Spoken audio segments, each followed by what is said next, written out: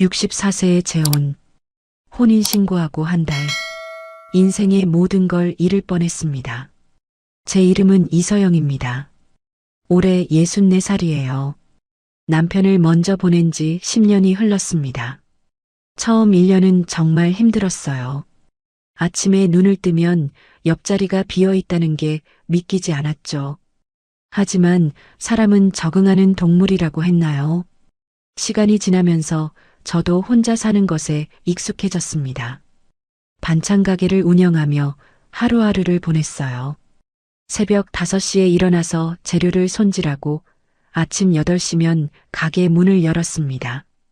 단골 손님들과 인사를 나누고 오늘 맛있는 반찬 뭐가 있냐고 물어보는 그분들과 이야기하는 게 유일한 낙이었죠. 그렇게 반복되는 일상 속에서 저는 그저 버티고 있었습니다. 어느 봄날 오후였어요. 가게에 낯선 남자분이 들어오셨습니다. 60대 후반쯤 되어 보이는 분이었죠. 깔끔한 옷차림에 부드러운 인상이었어요. 사장님, 여기 멸치볶음 유명하다던데 하나 주시겠어요? 목소리도 참 따뜻했습니다.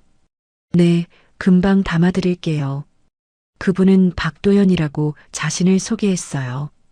67살이고 근처에 이사를 왔는데 혼자 사신다고 했습니다. 그날 이후로 도연 씨는 일주일에 3~4번씩 가게를 찾아왔어요. 처음엔 그저 단골 손님 중 한 분이라고만 생각했습니다. 사장님, 오늘 좀 피곤해 보이시네요. 괜찮으세요? 아, 네. 새벽에 일찍 일어나서 그런가 봐요. 혼자 하시니까 힘드시겠어요. 저도 혼자 살아서 아는데 누군가 챙겨주는 사람 없으면 참 외롭죠. 도연 씨의 말에 가슴 한편이 뭉클했습니다. 10년 동안 아무도 저한테 이런 말을 해준 적이 없었거든요. 다들 잘 지내냐는 인사만 하고 지나갔죠. 사장님은 커피 좋아하세요? 제가 원두커피 좀 가져올게요. 아니에요, 괜찮습니다. 아니에요, 저도 드시는 거 보면서 마시고 싶어서요. 혼자 마시면 재미없잖아요. 다음날 도연 씨는 정말로 원두커피를 들고 왔어요. 그리고 가게 한쪽에 앉아서 저랑 이런저런 이야기를 나눴습니다. 사장님 반찬은 정말 맛있어요. 어디서 배우셨어요? 그냥 오랫동안 하다 보니까 늘었죠. 아니에요, 이건 재능이에요.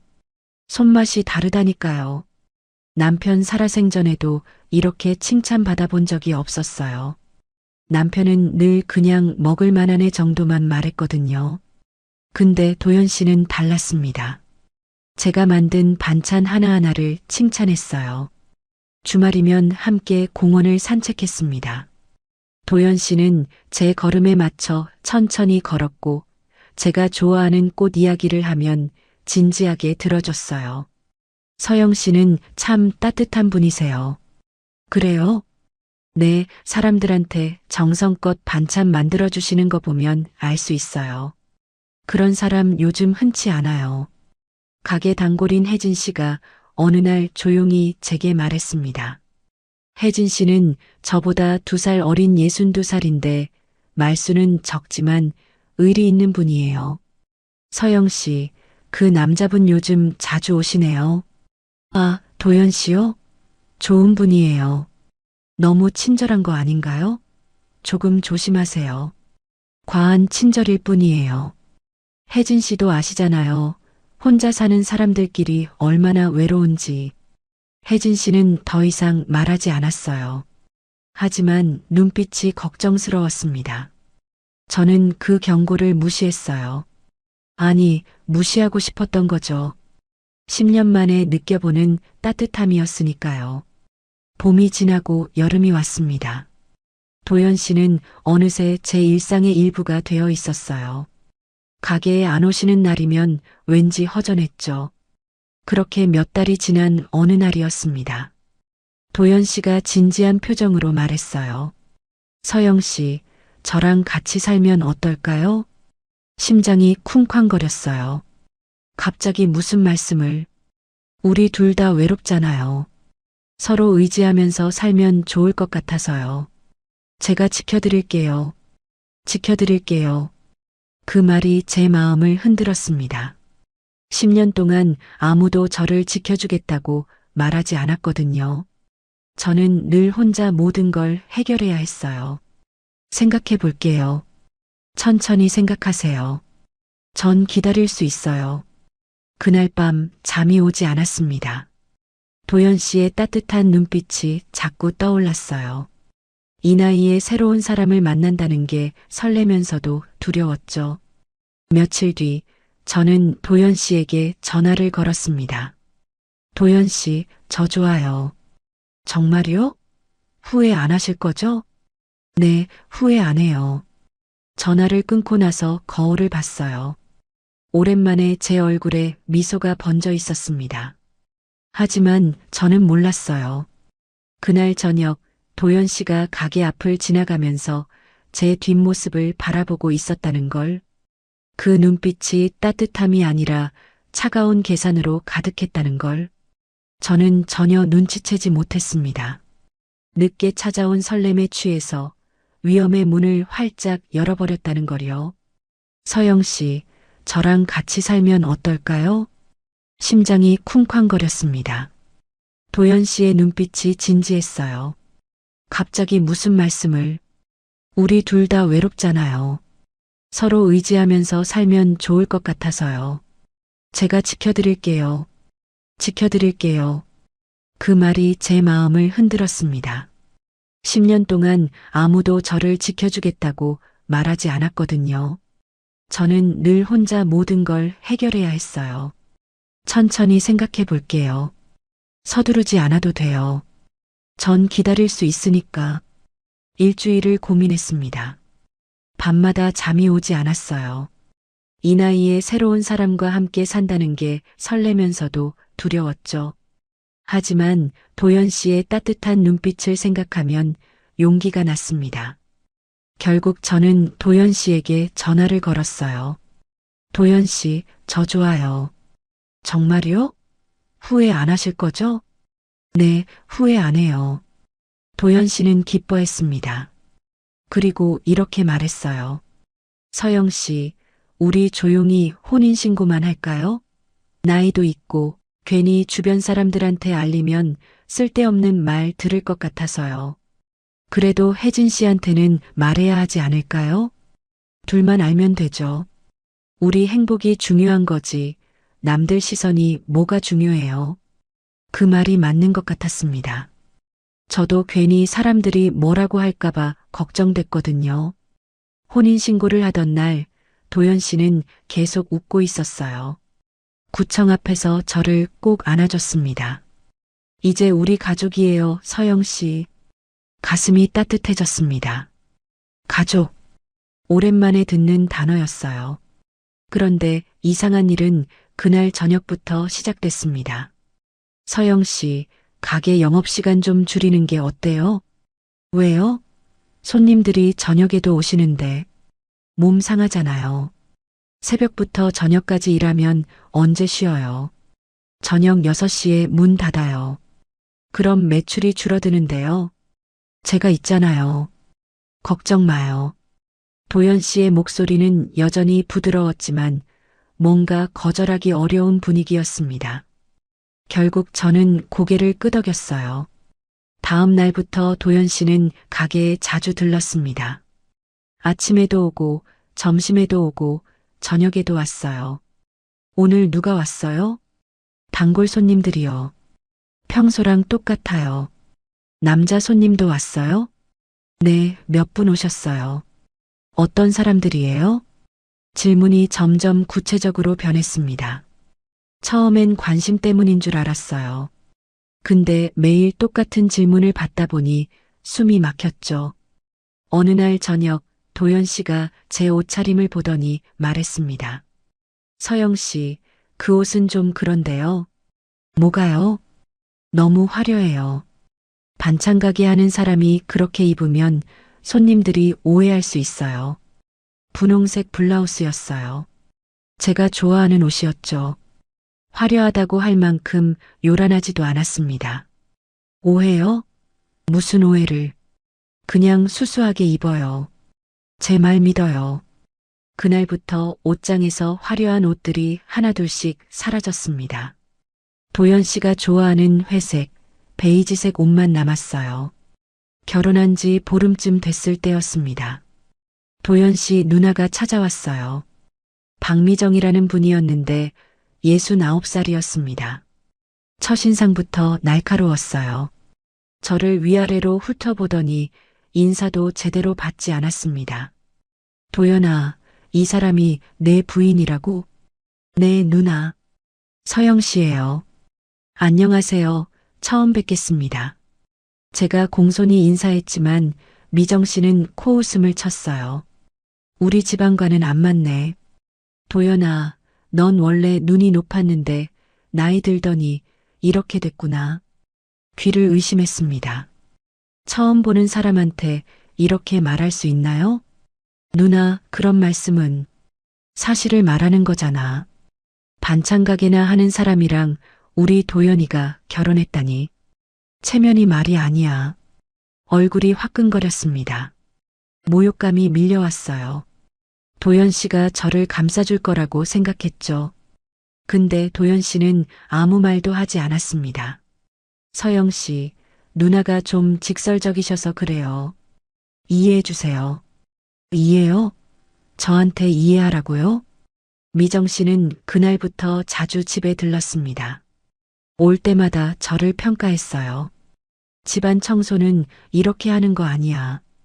음식은 간을 왜 이렇게 맞춰? 말투부터 고쳐야겠어. 우리 집안 며느리가 그렇게 말하면 안 되지. 며느리라는 말에 소름이 돋았습니다. 저는 도연 씨의 아내지 미정 씨의 며느리가 아니었거든요. 도연 씨한테 말했어요. 도연 씨, 누나분이 너무 심하신 것 같아요. 누나가 원래 그래요. 신경 쓰지 마세요. 저는 힘들어요. 매일 뭐라고 하시니까.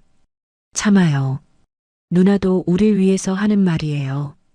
참으라고요. 위해서라고요. 저를 모욕하는 게 저를 위한 거라고요. 그러던 어느 날이었습니다. 핸드폰을 보는데 낯선 앱이 하나 설치되어 있었어요. 이게 뭐지? 앱을 열어봤습니다. 위치 추적 앱이었어요.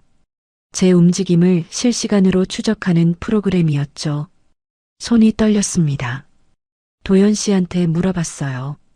도연 씨, 이 앱은 뭐예요? 아, 그거요? 서영 씨 안전을 위해서 설치한 거예요. 제 동의도 없이요? 부부잖아요. 서로 어디 있는지 알아야 안심되죠. 저는 싫어요. 이거 감시잖아요.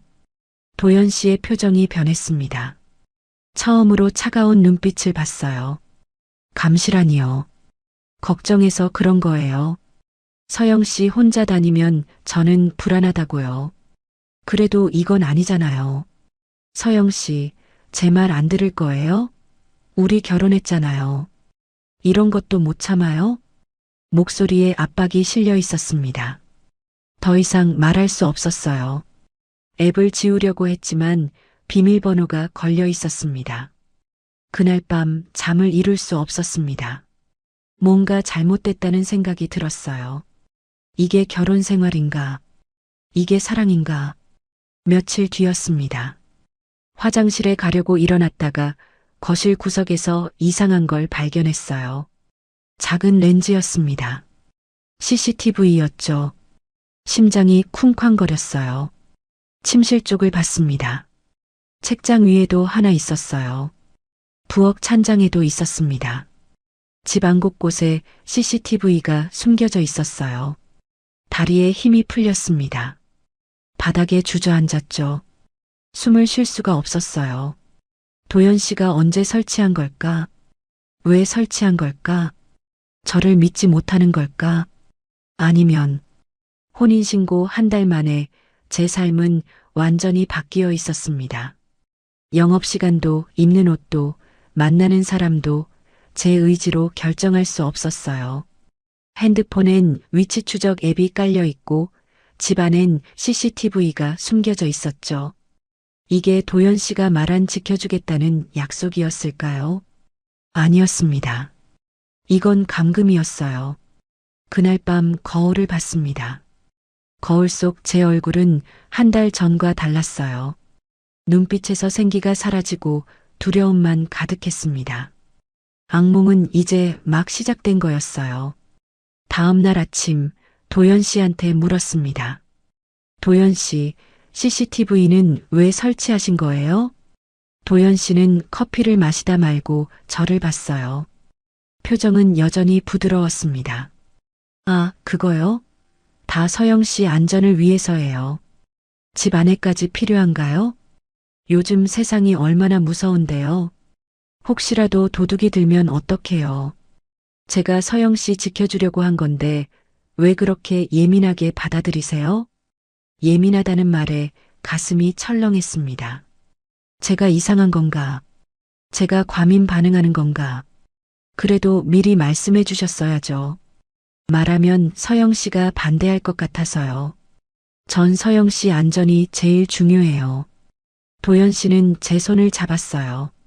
손이 차가웠습니다. 우리 부부잖아요. 서로 믿어야죠. 제가 서영 씨한테 나쁜 짓 하겠어요? 믿어야 한다. 그 말이 저를 올감했습니다.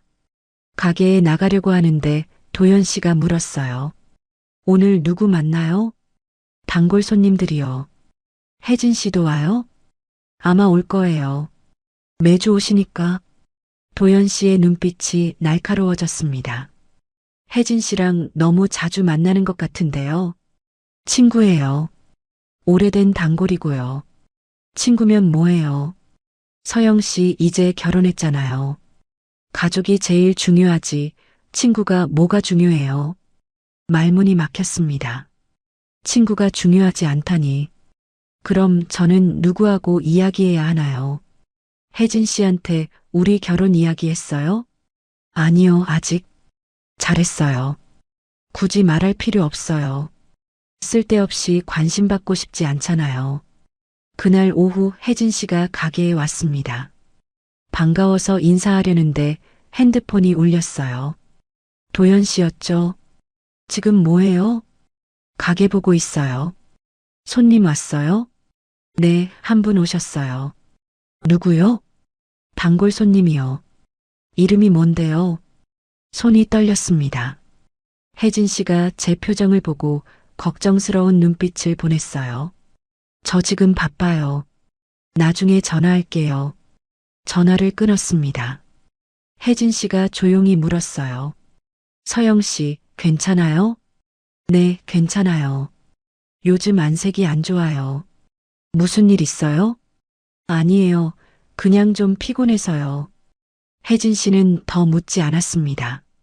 하지만 계속 저를 살폈어요. 제가 얼마나 불안해 보였을까요? 그날 저녁 집에 돌아오니 미정 씨가 와 있었습니다. 도연 씨와 함께 거실에 앉아 있었어요. 왔어요? 늦었네요. 미정 씨의 목소리가 날카로웠습니다. 가게 정리하느라 늦었어요. 가게. 맨날 가게 이야기만 하네. 이제 시집 왔으면 집안일이나 제대로 해야지. 시집이라는 단어에 온몸에 소름이 돋았습니다. 제가 일하는 게 뭐가 문제예요? 문제가 많지. 내가 바깥에서 일하니까 우리 도연이가 얼마나 걱정하는데. 체면도 없어. 체면이요? 우리 집안 며느리가 반찬 가게를 하고 다니면 사람들이 뭐라고 하겠어. 남편이 돈을 못 벌어서 부인이 일한다고 할 거 아냐. 도연 씨는 가만히 앉아서 듣고만 있었습니다. 저를 감싸주지 않았어요. 도연 씨, 이건 아니잖아요. 제가 도연 씨를 봤습니다.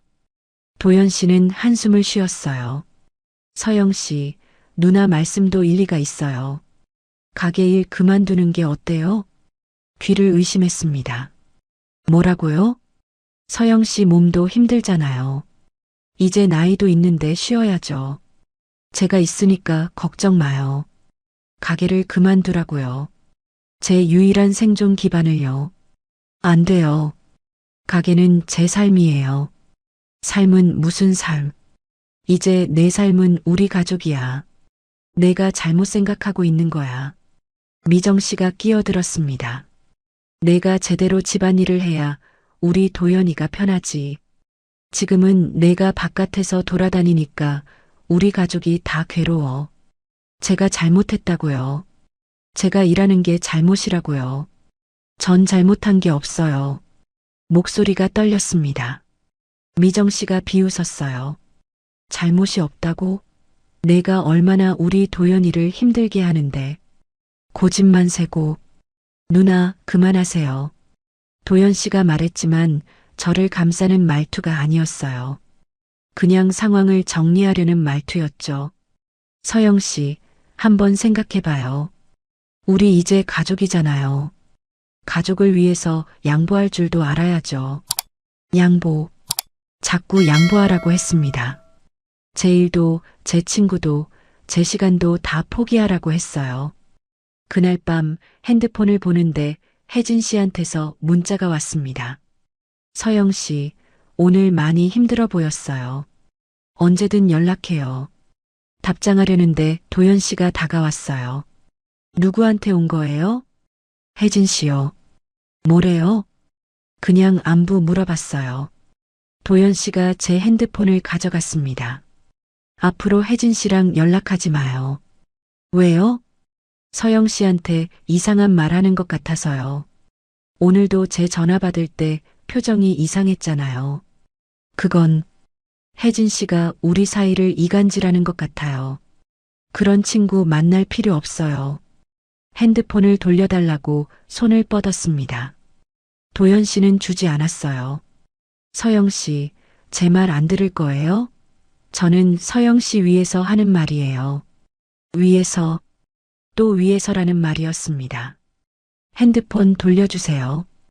혜진 씨 연락처 지우면 줄게요. 그건 안 돼요. 왜 안 돼요? 저보다 혜진 씨가 더 중요해요? 도연 씨의 목소리가 높아졌습니다. 처음으로 화를 내는 모습을 봤어요. 서영 씨, 지금 저한테 반항하는 거예요? 반항이라는 단어에 온몸이 얼어붙었습니다. 저는 도연 씨의 아내예요. 소유물이 아니잖아요. 결국 도연 씨가 제 눈앞에서 혜진 씨 연락처를 지웠습니다. 그리고 다른 친구들 연락처도 하나씩 지워나갔어요. 이제 됐죠? 서영 씨한테 필요한 사람은 접니다. 다른 사람 필요 없어요. 핸드폰을 돌려받았을 때 연락처엔 도연 씨와 미정 씨밖에 없었습니다. 침대에 누웠지만 잠이 오지 않았어요. 천장을 보면서 생각했습니다. 이게 사랑일까? 이게 결혼 생활일까? 아니었어요. 이건 지배였습니다. 도연 씨는 저를 사랑한 게 아니라 통제하고 싶었던 거예요. 며칠 뒤 가게에 혜진 씨가 왔습니다. 오랜만이었어요. 서영 씨, 연락이 안 되길래 걱정했어요. 죄송해요. 핸드폰이 고장나서요. 거짓말이었습니다. 혜진 씨는 제 눈을 똑바로 봤어요. 서영 씨, 무슨 일 있어요? 눈빛이 달라졌어요. 아무 일도 없어요. 거짓말하지 마요. 저 서영 씨 오래 봐서 알아요. 지금 힘들어하고 있잖아요. 눈물이 날 것 같았습니다. 하지만 참았어요. 울면 안 됐습니다. 울면 인정하는 거니까. 정말 괜찮아요, 혜진 씨. 혜진 씨는 더 묻지 않았습니다. 하지만 가게를 나가면서 이렇게 말했어요. 서영 씨, 힘들면 언제든 말해요. 제가 도와줄게요. 그 말을 듣는 순간 눈물이 핑 돌았습니다. 고맙다는 말도 못하고 고개만 끄덕였어요. 그날 저녁 거울을 봤습니다. 거울 속 제 눈빛엔 두려움이 가득했어요. 하지만 동시에 부정하고 싶은 마음도 있었습니다. 아니야, 도연 씨는 나쁜 사람이 아니야. 그냥 걱정이 많은 거야. 시간이 지나면 나아질 거야. 저는 스스로에게 거짓말을 하고 있었습니다. 진실을 인정하기엔 너무 무서웠으니까요.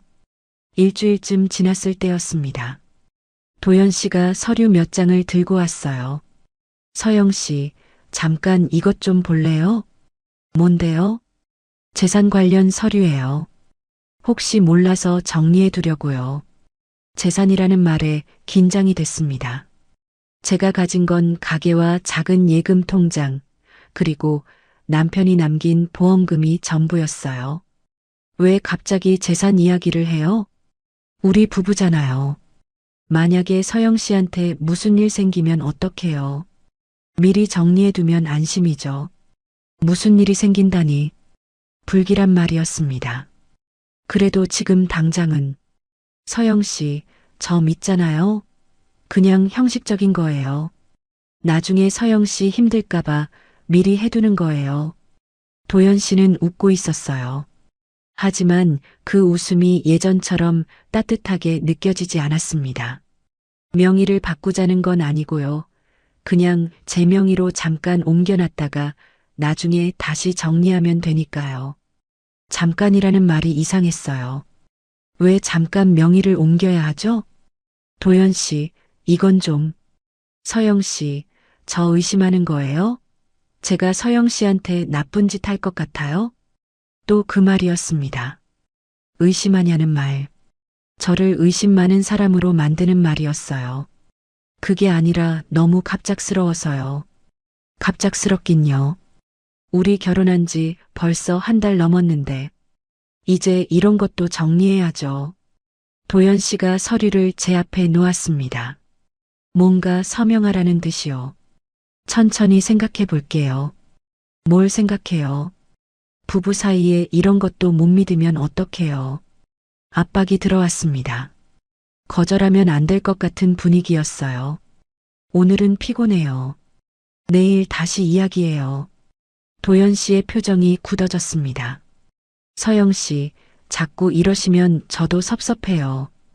저는 서영 씨 위해서 하는 건데, 위해서, 또 그 말이었습니다. 모든 게 저를 위해서라고 했어요. 하지만 정작 저는 행복하지 않았습니다. 며칠 뒤 핸드폰에 문자 하나가 왔어요. 은행에서 온 문자였습니다. 대출 실행이 완료되었습니다. 대출 금액 5천만 원. 손에서 핸드폰을 떨어뜨릴 뻔했어요. 5천만 원이요? 제가 대출을 받았다고요? 심장이 미친 듯이 뛰었습니다. 저는 대출을 신청한 적이 없어요. 절대로요. 바로 은행에 전화했습니다. 저 대출 받은 적 없는데요. 확인 좀 해주세요. 고객님 명의로 어제 대출이 실행됐습니다. 서류에 서명하셨고요. 제가 언제 서명을 했다고요? 지점에 방문하셔서 직접 서명하셨는데요. 말이 안 됐습니다. 저는 은행에 간 적이 없어요. 신분증 확인은 했나요? 네, 당연히 했습니다. 누군가 제 신분증을 가지고 갔다는 뜻이었어요. 누가 그럴 수 있을까요? 도연 씨밖에 없었습니다. 집에 돌아왔을 때 도연 씨는 없었어요. 서랍을 뒤졌습니다. 제 신분증이 없었어요. 분명히 여기 넣어뒀는데 통장도 찾아봤습니다. 통장 잔고가 거의 비어 있었어요. 보험금으로 모아둔 돈이 사라져 있었습니다. 다리에 힘이 풀렸어요. 바닥에 주저앉았습니다. 도연 씨가 한 거구나. 재산 서류 이야기할 때부터 계획한 거구나. 현관문이 열렸습니다. 도연 씨가 들어왔어요. 서영 씨, 왜 그렇게 앉아 있어요? 도연 씨, 이게 무슨 짓이에요? 핸드폰을 들어보였습니다. 대출 문자를 보여줬어요. 도연 씨의 표정이 미세하게 변했어요. 하지만 금방 웃음을 지었습니다. 아, 그거요? 제가 급하게 돈이 필요해서요. 제 동의도 없이요? 부부잖아요. 서로 도와야죠. 제가 사업 자금이 좀 필요했어요. 사업이요? 무슨 사업을 한다고 제 명의로 5천만 원을 대출받아요? 곧 갚을 거예요. 걱정하지 마요. 통장에 있던 돈은요? 그것도 도연 씨가 가져간 거죠? 도연 씨가 한숨을 쉬었습니다. 서영 씨, 왜 이렇게 예민하게 구세요? 부부가 돈 가지고 따지고 그래요? 예민하다고요. 제 돈을 허락도 없이 가져가 놓고 제가 예민한 거라고요? 이건 사기예요. 범죄라고요. 사기라니 심한 말 하시네요. 전 서영 씨 남편이에요. 남편이 돈 좀 쓰면 어때요? 목소리가 차가워졌습니다. 더 이상 부드러운 척하지 않았어요. 돈 돌려주세요. 없어요. 이미 다 썼어요. 뭐라고요? 사업 자금으로 넣었다니까요. 조금만 기다리면 몇 배로 불어서 돌아올 거예요. 거짓말이었습니다. 눈빛을 보면 알 수 있었어요. 도연 씨는 처음부터 제 돈이 목적이었던 거예요. 그때 미정 씨가 들어왔습니다. 열쇠를 가지고 있었나 봐요. 뭘 그렇게 싸우고 난리야? 누나, 서영 씨가 돈 때문에 저한테 화내요. 돈 얼마나 됐다고? 미정 씨가 비웃었습니다. 고작 그 돈 가지고 난리야? 우리 도연이가 앞으로 벌어줄 돈에 비하면 아무것도 아니잖아. 그건 제 돈이에요. 남편이 남긴 보험금이라고요. 남편이 남긴 돈? 그거 원래 재혼하면 새 남편 거 아냐? 당연한 거 가지고 뭘 그래. 귀를 의심했습니다. 당연한 거라고요? 이건 말도 안 돼요. 말도 안 되긴. 넌 돈도 별로 없으면서 무슨 자존심이 그렇게 세. 우리 도연이한테 고마워해야지. 고마워요? 제 돈을 훔쳐가 놓고 고마워하라고요? 미정 씨가 다가왔습니다. 얼굴이 바로 앞까지 왔어요. 훔친 게 아니야. 부부끼리 쓰는 거지. 넌 분수를 모르는 것 같아. 우리 집안에 시집 온 게 얼마나 큰 행운인지. 행운이라니. 이게 행운이라고요. 이혼할래요. 제 입에서 나온 말이었습니다. 도연 씨와 미정 씨가 동시에 저를 봤어요. 뭐라고? 이혼하자고요. 더 이상 못 살겠어요. 도연 씨가 웃었습니다. 소름 끼치는 웃음이었어요. 이혼? 서영 씨, 누가 서영 씨 같은 여자 받아줄 것 같아요? 64세 반찬 가게나 하던 여자를요? 그래도 이렇게는 못 살아요. 이혼하려면 위자료 내야죠. 서영 씨가 잘못했으니까. 한 3천만 원 정도면 되려나? 미정 씨가 거들었습니다. 3천은 적지. 5천은 받아야지. 우리 도연이 명예훼손됐잖아. 둘이 한 팀이었어요. 처음부터 계획된 거였습니다. 저를 결혼시켜서 재산을 빼앗고 이혼하려면 위자료까지 뜯어내려는 거였어요. 온몸이 떨렸습니다. 분노인지 공포인지 알 수 없었어요. 너희는 날 부숴서 얻을 게 있구나. 도연 씨가 어깨를 으쓱했습니다. 이제야 알았어요?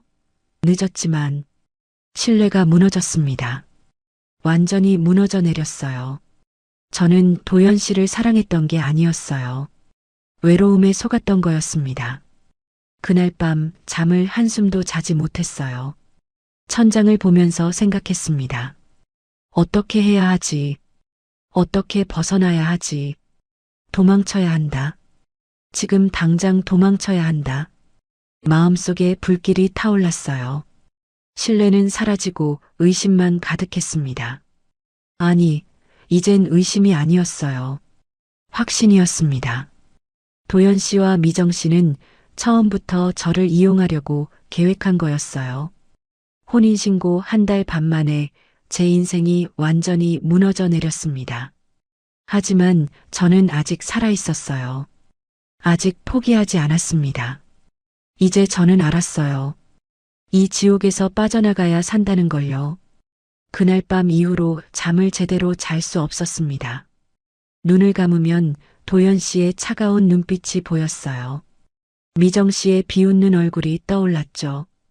이대로는 안 되겠다는 생각이 들었습니다. 이대로 있다가는 정말 죽을 것 같았어요. 도연 씨는 매일 저를 감시했습니다. 가게에 나가면 전화가 왔고 집에 있으면 CCTV로 지켜봤어요. 화장실 갈 때도 얼마나 있다 나오는지 체크했습니다.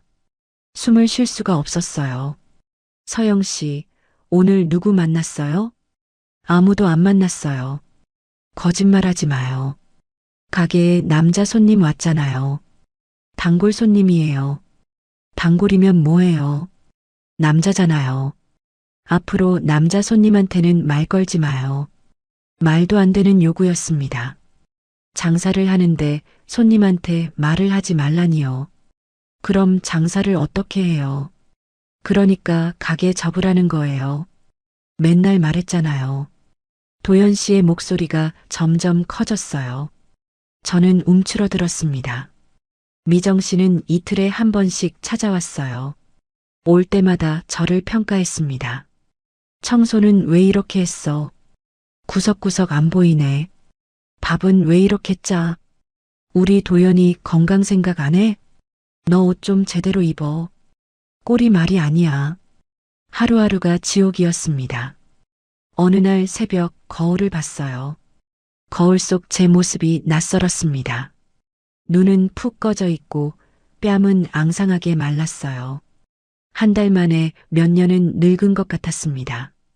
이건 사람이 사는 게 아니었어요. 도망쳐야 한다. 지금 당장 도망쳐야 한다. 그 생각밖에 들지 않았습니다. 하지만 어디로 가야 할까요? 친구들 연락처는 다 지워졌어요. 제 통장엔 돈도 없었습니다. 그때 혜진 씨가 떠올랐어요. 혜진 씨라면 도와줄 거예요. 다음 날 오전 도연 씨가 외출했을 때 가게로 갔습니다. 미정 씨가 오기 전에 서둘러야 했어요. 혜진 씨가 가게 앞을 지나가는 게 보였어요. 뛰어나가서 불렀습니다. 혜진 씨. 혜진 씨가 놀라서 돌아봤어요. 제 모습을 보더니 얼굴이 굳어졌습니다. 서영 씨, 무슨 일이에요? 얼굴이 왜 그래요? 혜진 씨, 도와주세요. 목소리가 떨렸어요. 눈물이 났습니다. 일단 안으로 들어가요. 혜진 씨가 저를 가게 안으로 데리고 들어갔어요. 문을 닫고 물었습니다. 무슨 일이에요? 천천히 말해봐요. 저는 모든 걸 털어놨습니다. 도연 씨와 결혼한 것, 혼인신고한 것, 통제당한 것, 돈을 빼앗긴 것, CCTV와 위치 추적 앱, 미정 씨의 학대까지 전부요. 말하는 내내 눈물이 멈추지 않았어요. 혜진 씨는 아무 말 없이 제 손을 꼭 잡아줬습니다. 서영 씨, 왜 진작 말 안 했어요? 무서웠어요. 도연 씨가 뭘 할지 몰라서요. 지금이라도 말해줘서 다행이에요. 일단 거기서 나와야 해요. 근데 갈 데가 없어요. 돈도 없고요. 제 집에 와요. 일단 피해야 해요. 혜진 씨의 목소리가 단호했습니다. 그 말에 힘이 났어요. 정말 괜찮아요? 당연하죠. 친구잖아요. 오늘 밤에 나올 수 있어요? 해볼게요. 계획을 세웠습니다. 오늘 밤 도연 씨가 잠든 후에 몰래 나오기로 했어요. 가게로 돌아왔을 때 도연 씨가 와 있었습니다. 심장이 철렁 내려앉았어요. 어디 갔다 와요? 화장실 다녀왔어요. 화장실은 집에도 있잖아요. 왜 가게 화장실을 써요? 그냥 가까워서요. 도연 씨가 제 얼굴을 빤히 쳐다봤어요. 눈물 흔적을 본 걸까요? 서영 씨, 울었어요? 아니에요. 거짓말하지 마요. 눈이 빨개요. 누구 만났어요? 아무도 안 만났어요. 도연 씨가 다가왔습니다. 제 턱을 잡았어요. 서영 씨, 저한테 숨기면 안 돼요. 알았죠? 고개를 끄덕일 수밖에 없었습니다. 그날 저녁, 평소처럼 저녁을 먹고 설거지를 했어요. 도연 씨는 거실에서 텔레비전을 보고 있었습니다. 11시가 넘어서 도연 씨가 먼저 방으로 들어갔어요. 저는 최대한 자연스럽게 행동했습니다. 1시간을 기다렸어요. 도연 씨의 코 고는 소리가 들렸습니다. 지금이다. 조용히 일어났어요. 옷장에서 가방을 꺼냈습니다. 옷 몇 벌과 통장, 신분증만 챙겼어요. 심장이 미친 듯이 뛰었습니다. 손이 너무 떨려서 지퍼를 잠그기도 힘들었어요. 거실로 나왔어요. 현관으로 가는데 바닥이 삐걱 소리를 냈습니다. 숨을 멈췄어요. 도연 씨가 깰까봐 무서웠습니다. 다행히 방에서 소리가 나지 않았어요. 신발을 신고 문고리를 잡았습니다. 그때 핸드폰이 울렸어요. 문자였습니다. 도연 씨한테서 온 문자였어요. 어디 가려고? 온몸에 소름이 돋았습니다. 도연 씨가 자는 줄 알았는데 깨어 있었던 거예요. 뒤를 돌아봤습니다. 복도 끝에 도연 씨가 서 있었어요. 어둠 속에서 저를 보고 있었습니다. 서영 씨, 지금 뭐 하는 거예요? 저는 도망가려고 했죠? 도연 씨가 천천히 다가왔어요. 저는 뒷걸음질 쳤습니다. 도연 씨, 저 그냥 갈게요. 아무 말 안 할게요. 갈 곳도 없으면서 어디를 가요? 돈도 없잖아요. 그래도 여기선 못 살아요. 도연 씨가 웃었습니다. 차갑게 웃었어요. 넌 이미 내 거야, 서영 씨. 도망쳐도 소용없어? 내 거라고요. 저는 사람이에요. 물건이 아니라고요. 문을 열고 뛰쳐나왔습니다. 계단을 내려가는데 뒤에서 도연 씨가 따라왔어요. 서영 씨, 당장 돌아와. 뒤돌아보지 않았습니다. 그냥 앞만 보고 뛰었어요. 아파트 밖으로 나왔습니다. 어디로 가야 할지 몰랐어요. 일단 도연 씨한테서 멀어져야 했습니다. 핸드폰이 계속 울렸어요. 도연 씨였습니다. 전화를 받지 않았습니다. 문자가 또 왔어요. 도망가 봐야 경찰 부를 거야. 치매 걸린 아내가 집 나갔다고. 넌 아무도 믿지 않아. 손이 떨렸습니다. 정말로 그럴 것 같았어요. 도연 씨라면 할 수 있었습니다. 또 문자가 왔어요. 넌 아무것도 아니야. 날 떠나면 죽은 목숨이야. 핸드폰을 보는 순간 손에서 떨어졌습니다. 바닥에 핸드폰이 떨어지면서 화면이 깨졌어요. 주저앉았습니다. 길바닥에 그대로 주저앉아서 울었어요. 무서웠어요. 너무 무서웠습니다.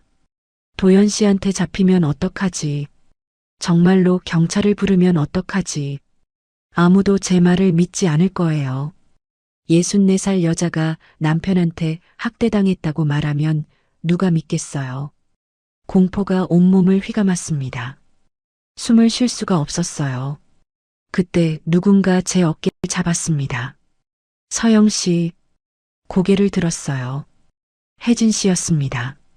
혜진 씨, 괜찮아요. 이제 안전해요. 제가 여기 있잖아요. 혜진 씨가 저를 일으켜 세웠어요. 그리고 꼭 안아줬습니다. 그제야 울음이 터져 나왔어요. 참았던 눈물이 쏟아졌습니다. 이제 괜찮아요, 서영 씨. 제가 지켜줄게요. 혜진 씨의 품에서 한참을 울었습니다. 도망쳤어요. 드디어 도망쳤습니다. 하지만 이게 끝이 아니라는 걸 알았어요. 도연 씨는 절대 저를 놔주지 않을 거였습니다. 진짜 싸움은 이제부터였어요. 혜진 씨 집에 도착했을 때 온몸에 힘이 풀렸습니다. 일단 씻고 쉬어요. 옷도 갈아입고요. 혜진 씨가 수건과 옷을 건네줬어요. 따뜻한 물로 씻으면서 울었습니다. 도연 씨한테서 벗어났다는 안도감과 앞으로 어떻게 해야 할지 모른다는 두려움이 동시에 밀려왔어요. 거실로 나왔을 때 혜진 씨가 차를 준비해뒀습니다. 마셔요. 진정하고요. 고마워요, 혜진 씨. 친구한테 고맙긴요. 서영 씨, 이제 어떻게 할 거예요? 모르겠어요. 이혼은 해야 하는데 도연 씨가 순순히 응할 것 같지 않아요. 당연히 안 하겠죠. 서영 씨 재산 다 뜯어가려고 결혼한 건데. 혜진 씨의 말에 가슴이 철렁했습니다. 맞아요. 도연 씨는 처음부터 제 돈이 목적이었어요. 혜진 씨, 저 어떡하면 좋을까요? 일단 증거를 모아야 해요. 도연 씨가 뭘 했는지, 어떤 사람인지 밝혀내야 해요. 어떻게요? 혜진 씨가 잠시 생각하더니 말했습니다. 제가 아는 사람이 있어요. 사설 탐정이에요. 그 사람한테 부탁해 볼게요. 그런 데는 돈이 많이 들지 않아요? 걱정 마요. 일단 알아보고요. 서영 씨는 쉬어요. 다음 날 아침 혜진 씨가 나갔다 왔어요. 서류 몇 장을 들고 있었습니다. 서영 씨, 이거 봐요. 서류를 받아들었어요.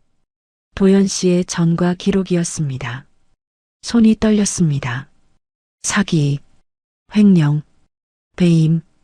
도연 씨는 과거에 여러 번 사기 전과가 있었어요. 주로 노인들을 상대로 한 범죄였습니다. 이게 진짜예요? 네, 확인했어요. 박도연이라는 이름으로 5번이나 고소당했어요. 그중 3번은 실형을 받았고요. 머리가 멍해졌습니다. 제가 사랑했다고 생각한 사람이 전과자였어요. 그것도 저 같은 노인들을 속여서 돈을 빼앗은 범죄자였죠. 누나 박미정 씨도 조사했어요. 혜진 씨가 다른 서류를 꺼냈습니다. 미정 씨도 공범이었어요. 도연 씨와 함께 노인들한테 접근해서 재산을 빼앗는 조직적인 범행을 했대요. 숨이 막혔습니다. 어떻게 그런 짓을? 패턴이 똑같아요. 혼자 사는 노인한테 접근해서 친절하게 대하고 결혼을 제안하고 혼인신고 후 재산을 빼앗는 거예요. 제가 당한 그대로였습니다. 피해자가 서영 씨만이 아니에요. 지난 10년간 최소 7명이 있었대요. 7명. 저는 7번째 피해자였던 거예요. 그 사람들은 어떻게 됐어요? 대부분 재산을 다 잃었어요. 한 분은 소송 중에 돌아가셨고요. 가슴이 무너져 내렸습니다. 제가 얼마나 위험한 사람들과 결혼했는지 이제야 알았어요. 경찰에 신고해야 해요. 그게 문제예요. 도연 씨는 교묘하게 법망을 피해왔어요. 혼인신고를 해서 합법적인 배우자가 되고 부부 재산이라는 명목으로 돈을 빼가는 거죠. 그럼 어떡해요? 일단 서영 씨가 당한 걸 정리해야 해요. 대출 사기, 통장 도용, 감금 학대. 이 모든 게 증거예요. 혜진 씨가 노트를 꺼냈습니다. 하나씩 기록해요. 언제, 어디서, 무슨 일이 있었는지 전부 다요. 그날부터 저는 모든 걸 기록했습니다. 처음 만난 날부터 혼인신고, 통제받은 일들, 돈을 빼앗긴 것, CCTV 설치, 위치 추적 앱, 미정 씨의 학대까지 하나도 빠짐없이요. 쓰면서 깨달았습니다. 이 모든 게 계획된 거였다는 걸요. 도연 씨가 제 취향을 정확히 알고 있었던 것도, 외로움을 파고든 것도, 조용히 혼인신고하자고 한 것도 전부 계산된 행동이었어요. 처음부터 저는 사냥감이었던 겁니다. 분노가 치밀어 올랐습니다. 며칠 뒤 혜진 씨가 또 서류를 가져왔어요. 서영 씨, 이것 봐요. 도연 씨 명의로 된 대출 기록이에요. 서류를 봤습니다. 도연 씨는 여러 곳에서 대출을 받았더군요. 총 금액이 1억이 넘었어요. 이 사람 빚쟁이에요. 사업한다고 했던 거 다 거짓말이에요. 그럼 제 돈으로 빚을 갚으려고 한 거예요? 그렇죠. 서영 씨 재산 다 빼앗아서 빚 갚고 남은 돈 챙겨서 도망가려던 거예요. 손이 부들부들 떨렸습니다. 분노로 온몸이 떨렸어요. 이 사람들은 아무렇지도 않게 남의 인생을 망가뜨리는구나. 그렇죠. 양심도 없는 사람들이에요. 혜진 씨가 제 손을 잡았습니다. 서영 씨, 이제 어떻게 할 거예요? 그 질문에 고개를 들었어요. 거울을 봤습니다. 거울 속 제 눈빛이 달라져 있었어요. 두려움은 사라지고 분노가 타오르고 있었습니다. 싸울 거예요. 뭐라고요? 더 이상 당하고만 있지 않을 거예요. 제가 당한 거 전부 되돌려받을 거예요. 혜진 씨가 미소를 지었습니다. 그래요. 그래야죠. 도연 씨와 미정 씨를 법정에 세울 거예요. 제가 당한 것뿐만 아니라 다른 피해자들이 당한 것까지 전부 밝혀낼 거예요. 목소리에 힘이 들어갔습니다. 저는 더 이상 피해자가 아니었어요. 64살이지만 포기하지 않을 거예요. 제 인생을 되찾을 거예요. 변호사를 만나야 해요. 제대로 된 변호사요. 제가 알아볼게요. 이런 사건 전문으로 하는 분이 있어요. 며칠 후 변호사를 만났습니다. 50대 중반쯤 되어 보이는 여자 변호사였어요. 이서영 씨 맞으시죠? 혜진 씨한테 이야기 들었어요. 네, 맞습니다. 일단 자세히 말씀해 주세요. 처음부터 끝까지요. 모든 걸 말했습니다. 도연 씨를 만난 것부터 도망친 것까지 전부요. 변호사는 메모하면서 고개를 끄덕였어요. 증거는 충분해요. 대출 사기, 재산 절취, 감금, 정서적 학대 전부 입증 가능해요. 정말요? 네, 게다가 도연 씨 전과 기록까지 있으니 상습범이라는 것도 증명할 수 있어요. 가슴이 두근거렸습니다. 희망이 보였어요. 이혼 소송과 동시에 형사 고소도 진행할 거예요. 도연 씨와 미정 씨 둘 다요. 그럼 제 돈은 돌려받을 수 있어요? 최선을 다해 볼게요. 하지만 이미 쓴 돈은 회수가 어려울 수 있어요. 괜찮아요. 돈보다 중요한 게 있어요. 뭔데요? 제 존엄이요. 도연 씨한테 제가 만만한 사람이 아니라는 걸 보여주고 싶어요. 변호사가 미소 지었습니다. 좋은 마음가짐이에요. 이서영 씨, 이길 수 있어요. 그날 밤 혜진 씨 집 창문으로 밖을 봤습니다. 도연 씨는 지금 뭘 하고 있을까요? 제가 도망갔다고 화내고 있을까요? 아니면 다음 희생자를 찾고 있을까요? 상관없었어요. 저는 더 이상 도망가지 않을 거예요. 맞서 싸울 거예요. 64살이지만 아직 늦지 않았어요. 제 인생은 끝나지 않았습니다. 거울을 다시 봤어요. 눈빛이 확실히 달라져 있었습니다. 두려움은 사라졌어요. 분노와 결연함만 남았습니다. 도연 씨, 미정 씨, 당신들은 잘못된 사람을 건드렸어요. 저는 가만히 당하고만 있을 사람이 아닙니다. 이제부터 진짜 싸움이 시작될 거예요. 한 달 후 법원에서 이혼 조정 날짜가 잡혔습니다. 그날 아침 거울을 봤어요. 예전의 제 모습이 돌아와 있었습니다. 눈빛에 생기가 돌았고 얼굴에도 혈색이 돌았어요. 서영 씨, 준비됐어요? 혜진 씨가 물었습니다. 고개를 끄덕였어요. 네, 준비됐어요. 법원으로 가는 차 안에서 변호사가 말했습니다. 이서영 씨, 조정 과정에서 도연 씨 측이 온갖 말을 다 할 거예요. 흔들리면 안 돼요. 괜찮아요. 더 이상 흔들리지 않아요. 법원에 도착했습니다. 복도에서 도연 씨를 봤어요. 한 달 만이었습니다. 도연 씨는 여전히 깔끔한 옷을 입고 있었어요. 하지만 제 눈엔 더 이상 신사로 보이지 않았습니다. 미정 씨도 함께 와 있었어요. 저를 보더니 코웃음을 쳤습니다.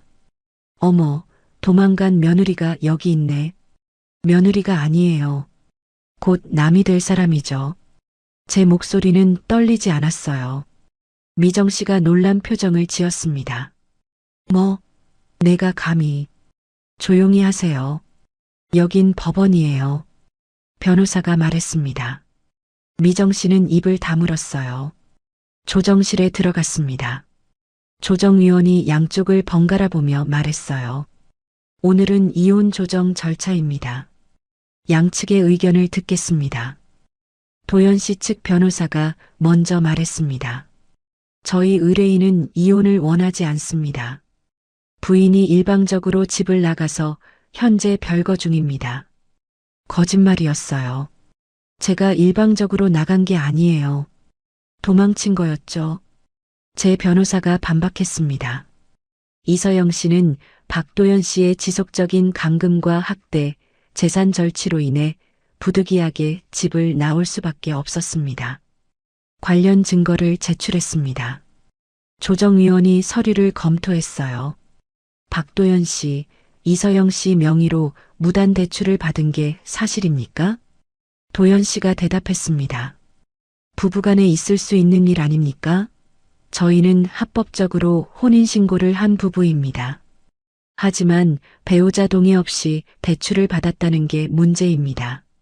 제 아내니까 당연히 동의했다고 봐야죠. 도연 씨의 태도는 당당했어요. 마치 자기가 잘못한 게 없다는 듯이요. 조정위원이 저를 봤습니다. 이서영 씨, 직접 말씀해 주시겠어요? 심호흡을 했어요. 떨리는 목소리를 가다듬었습니다. 저는 박도연 씨가 제 명의로 대출받는 것에 동의한 적이 없습니다.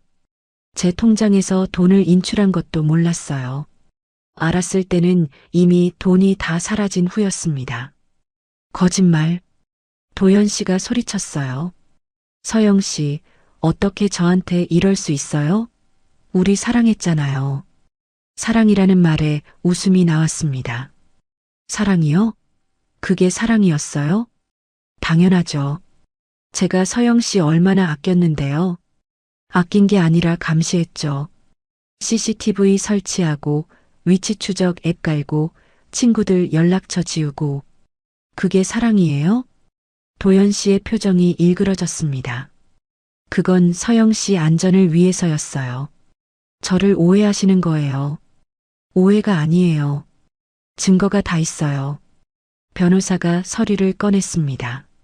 CCTV 설치 영수증, 위치 추적 앱 기록, 대출 서류 전부였어요. 조정위원이 서류를 보더니 눈살을 찌푸렸습니다. 박도연 씨, 이건 분명한 감시입니다. 배우자 동의 없이 이런 행위를 한 건 문제가 있어 보입니다.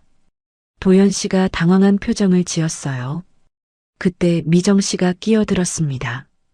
조정위원님, 제 동생은 잘못한 게 없어요. 이 여자가 집안일도 제대로 안 하고 맨날 가게만 나가니까 걱정돼서 그런 거예요. 부인이 일하는 것과 감시는 별개 문제입니다. 별개가 아니에요. 이 여자가 우리 집안 체면을 생각 안 하고. 박미정 씨, 조용히 하세요. 지금은 당사자들끼리 이야기하는 자리입니다. 조정위원이 단호하게 말했어요. 미정 씨는 입을 삐죽거렸습니다. 도연 씨가 저를 똑바로 쳐다봤어요. 그 눈빛이 차갑게 변했습니다. 서영 씨, 정말 이혼하고 싶어요? 네. 후회할 거예요. 64살에 이혼한 여자를 누가 받아줄 것 같아요? 귀를 의심했습니다. 법정에서 저렇게 말할 수 있나요? 도연 씨, 지금 뭐라고 하신 거예요? 사실을 말하는 거예요. 서영 씨 같은 여자, 나이도 많고, 돈도 없고, 가진 것도 없는데, 누가 거들떠 보겠어요? 미정 씨가 거들었습니다. 맞아요. 우리 도연이가 받아준 게 얼마나 큰 행운인지 몰라. 분수도 모르고, 분노가 치밀어 올랐습니다. 하지만 참았어요. 화내면 지는 거예요. 박도연 씨, 지금 배우자를 모욕하시는 겁니까? 조정위원이 말했습니다. 모욕이 아니라 사실이에요. 이 여자는 혼자서는 아무것도 못해요. 그만하세요. 제 변호사가 말했습니다.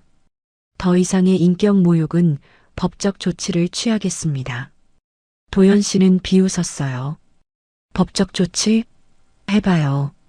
제가 뭘 잘못했는데요? 그 순간 참았던 감정이 터졌습니다. 일어섰어요. 도연 씨를 똑바로 쳐다봤습니다. 당신들이 한 건 사랑이 아니라 감금이에요. 목소리가 조정실에 울려 퍼졌습니다. 사랑이라는 이름으로 저를 가뒀어요. 제 친구들을 떼어놓고 제 돈을 빼앗고 제 자유를 빼앗았어요. 그게 사랑이에요? 그건 범죄예요. 도연 씨가 입을 열려고 했지만 저는 멈추지 않았습니다. 당신은 처음부터 저를 이용하려고 계획했어요. 외로운 여자한테 접근해서 믿음을 주고 결혼해서 재산을 빼앗는 거. 이미 7번이나 똑같은 짓을 했잖아요. 조정실이 조용해졌습니다. 저는 더 이상 당신의 피해자가 아니에요. 64살이지만 제 인생은 끝나지 않았어요. 당신한테 제 존엄을 빼앗기지 않을 거예요.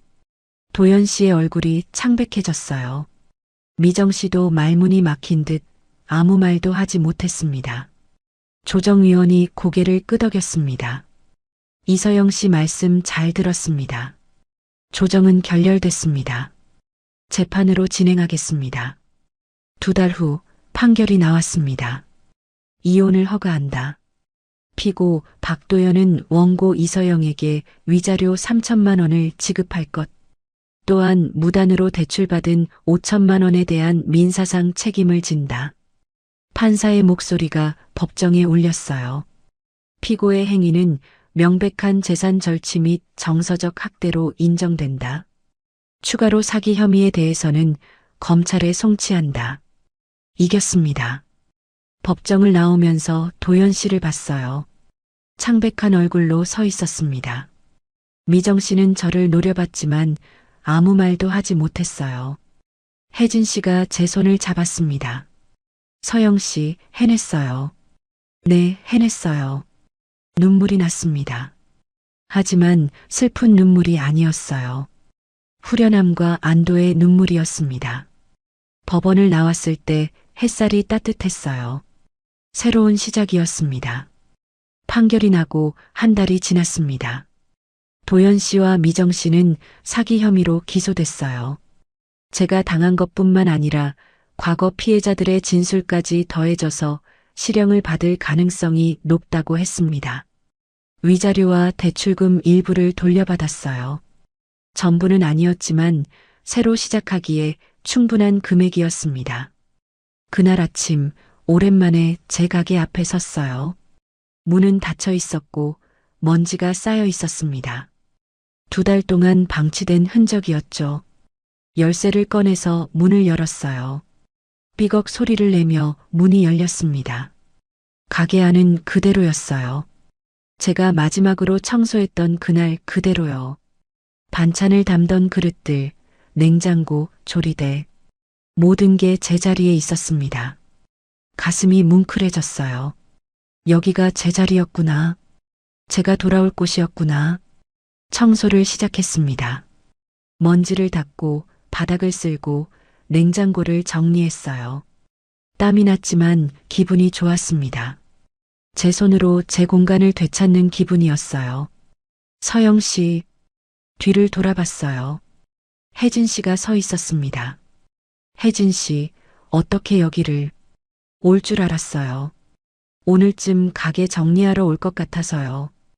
혜진 씨가 도구 가방을 들고 왔더군요. 뭐 하려고요? 간판 좀 고쳐야죠. 먼지 쌓였잖아요. 혜진 씨는 사다리를 가지고 와서 간판을 닦기 시작했어요. 저도 함께 올라가려고 했죠. 서영 씨는 안에서 청소해요. 이건 제가 할게요. 혼자 하면 힘들잖아요. 괜찮아요. 친구니까요. 친구. 그 단어가 이렇게 따뜻하게 느껴진 적이 없었어요.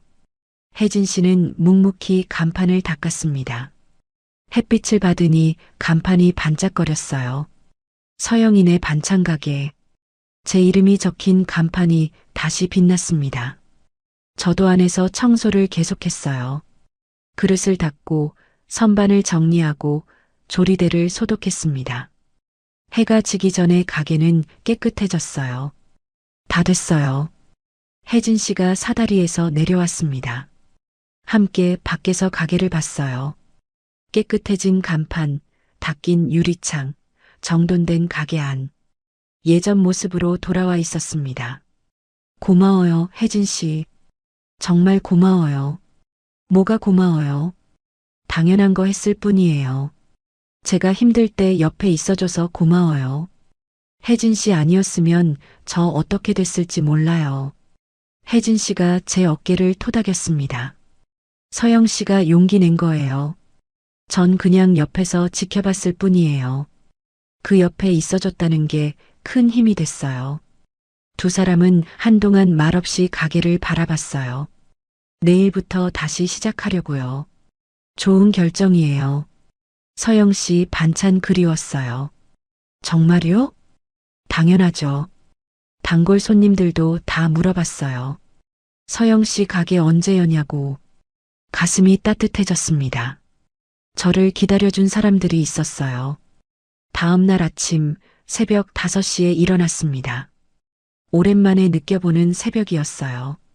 시장에 가서 재료를 샀습니다. 싱싱한 나물, 신선한 멸치, 좋은 고춧가루. 하나하나 고르는 게 즐거웠어요. 가게로 돌아와서 반찬을 만들기 시작했습니다. 멸치볶음을 만들고 시금치나물을 무치고 김치를 담갔어요. 손이 기억하고 있었습니다. 얼마나 볶아야 하는지, 어떻게 무쳐야 하는지 조리하면서 생각했어요. 2달 전만 해도 저는 모든 걸 잃을 뻔했습니다. 제 돈도, 제 자유도, 제 존엄도. 도연 씨는 저를 물건처럼 취급했어요. 64살 여자는 아무 가치도 없다고 했죠. 하지만 틀렸어요. 저는 가치 있는 사람이었습니다. 누군가를 위해 음식을 만들고 웃음을 나누고 삶을 살아가는 사람이었어요. 나이는 숫자일 뿐이에요. 64살이든 70살이든 80살이든 상관없습니다. 중요한 건 제가 저답게 사는 거예요. 8시가 됐습니다. 가게 문을 열었어요. 재오픈합니다. 간판을 걸었습니다. 얼마 지나지 않아 단골 손님이 하나둘 찾아왔어요. 사장님, 오랜만이에요. 어디 갔다 오셨어요? 잠깐 일이 있었어요. 그래요? 보고 싶었어요. 멸치볶음 주세요. 네, 금방 담아드릴게요. 손님과 이야기를 나누는 게 이렇게 행복한 일인지 몰랐어요. 점심시간이 되자 가게가 붐볐습니다. 오랜만에 보는 손님들, 새로운 손님들, 모두가 반갑게 인사했어요. 사장님, 오늘따라 더 맛있는데요? 그래요? 고마워요. 뭔가 표정이 밝아지신 것 같아요. 맞아요. 표정이 밝아졌어요. 도연 씨와 함께 있을 때는 웃는 것조차 조심스러웠습니다. 혹시 도연 씨 비위를 거스를까봐 늘 눈치를 봤어요. 하지만 이제는 달라요. 자유롭게 웃을 수 있어요. 저녁 무렵 혜진 씨가 들렀습니다. 첫날 어땠어요? 바빴어요. 손님이 많이 오셨어요. 다행이에요. 이제 괜찮겠네요. 네, 괜찮아요. 혜진 씨가 미소 지었습니다. 서영 씨, 많이 달라졌어요. 뭐가요? 눈빛이요. 예전엔 불안해 보였는데 지금은 단단해 보여요. 단단하다. 맞는 말이었어요. 저는 단단해졌습니다. 부서질 뻔했지만 다시 일어섰어요. 그날 밤 가게 문을 닫고 혼자 앉아 있었습니다. 창밖으로 거리가 보였어요. 사람들이 지나다니고 불빛이 반짝였습니다. 조용한 밤이었어요. 혼자였지만 외롭지 않았습니다. 혼인신고 1달 만에 인생의 모든 걸 잃을 뻔했습니다. 제 돈도, 제 자유도, 제 친구도, 제 존엄도. 도연 씨는 저를 감금하고 통제하고 무가치한 사람으로 만들려고 했어요. 하지만 저는 저를 되찾았습니다. 잃어버렸던 저를 다시 찾았어요. 혼자라는 건 외로운 게 아니었어요. 자유로운 거였습니다. 제 시간을 제 뜻대로 쓸 수 있고, 제 돈을 제가 관리하고, 제 인생을 제가 살아가는 거였어요. 누군가 필요하지 않았습니다. 혼자서도 충분했어요. 물론 혜진 씨 같은 좋은 친구가 있다면 더 좋겠죠. 하지만 없어도 괜찮아요. 저는 이미 완전한 사람이니까요. 거울을 봤습니다. 거울 속 제 얼굴엔 미소가 번져 있었어요. 진짜 미소였어요. 도연 씨한테 보여줬던 억지 미소가 아니라 진심에서 우러나오는 미소였습니다. 64살. 어떤 사람들은 인생이 끝나간다고 말할지도 몰라요. 하지만 저는 알아요. 인생은 끝난 게 아니라 이제 시작이라는 걸요. 제가 원하는 대로 살 수 있는 시작. 아무도 저를 막지 못해요. 제 삶은 제 것이니까요. 내일 아침에도 새벽 5시에 일어날 거예요. 시장에 가서 재료를 사고 반찬을 만들고 손님들을 맞이할 거예요. 그렇게 하루하루를 살아갈 거예요. 제 방식으로, 제 속도로요. 창밖을 다시 봤습니다. 달이 떠 있었어요. 밝은 달이었습니다. 저도 저렇게 밝게 빛날 수 있어요. 혼자여도, 나이 들어도, 상처받아도 다시 일어서면 돼요. 저처럼요. 미소를 지었습니다. 진심 어린 미소를요. 내일도, 모레도, 그 다음 날도 저는 계속 웃을 거예요. 제 인생을 살아가면서요. 가면서요. 가면서요. 가면서요.